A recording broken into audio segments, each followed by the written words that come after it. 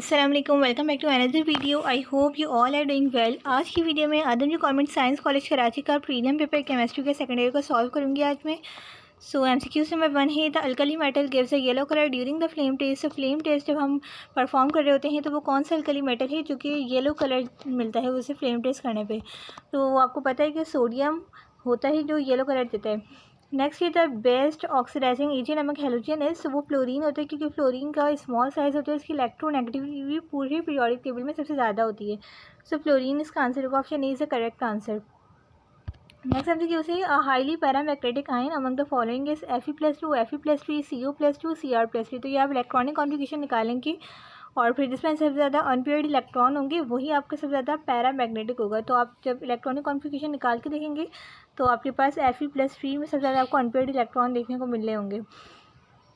MCQ number 4 है, the element is not used for electroplating.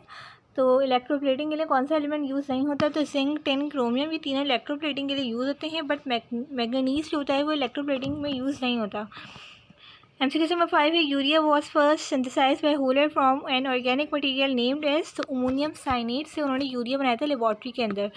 Formula of saturated hydrocarbon is C4H8, it should be. अब ये butane नहीं है, butene नहीं है, ब्यूटाइन, ये साइक्लोब्यूटेन है। आप ये पूरा बना के देख सकते हैं तो ये साइक्लोब्यूटेन होगा।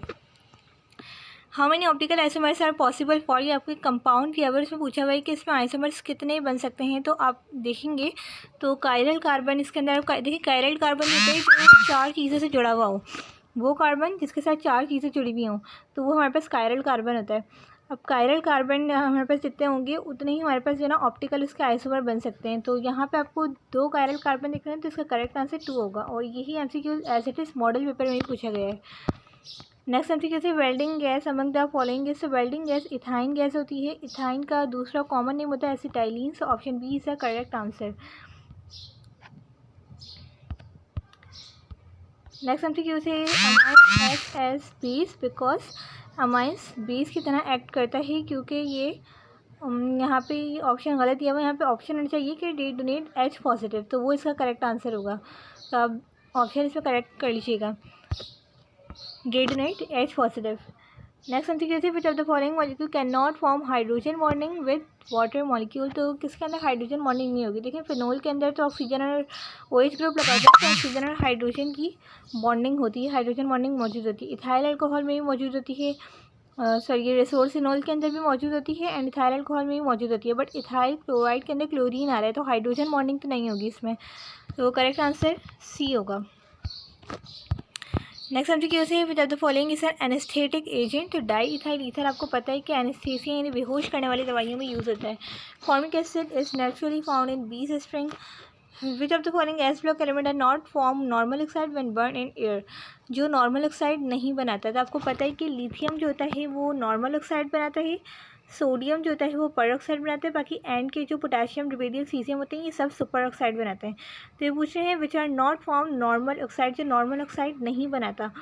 तो यहाँ पे लिथियम है जो नॉर्मल ऑक्साइड नहीं बनाता, तो सोडियम क्योंकि नो सोडियम है जो नॉर्मल ऑक्साइड नहीं बनाते, लिथियम नॉर्मल ऑक्साइड बनाते हैं। So B is the correct answer. Next MCQ से drugs that lower the body temperature to normal are known as. तो बॉडी के टेम्परेचर को लोअर करने वाले जो एजेंट्स होते हैं उन्हें हम एंटीपायरेटिक कह रहे होते हैं। Option B is the correct answer. Next MCQ से ozone depletion in upper atmosphere is mainly caused by chlorofluorocarbon. Option D is the correct answer. The primary goal of green chemistry is, green chemistry का primary goal होता है to developing environmentally friendly chemicals. Option D is the correct answer. Next MCQ है the energy of infrared radiation is. सबको पता है कि infrared radiation की जो एनर्जी होती है वो हमेशा हायर देन रेडियो वेव्स होती है, ये एक बुक का MCQ है। So higher than radio waves. तो ये MCQ सॉल्व करेंगे। Next Adam government science college के शॉर्ट क्वेश्चन है। इनऑर्गेनिक केमिस्ट्री में आपको दिख रहा है कि बैलेंस केमिकल इक्वेशन रिएक्शंस आपको दिए हुए हैं, फिर इसके अलावा आपको 5 ऑर्गेनिक से करने होते हैं और इनऑर्गेनिक और जर्नल से आपको 4 करने होते हैं। कुल टोटल 9 क्वेश्चन आपको करने होते हैं। क्वेश्चन 2 है, how can you define a coordination complex and chelating legend.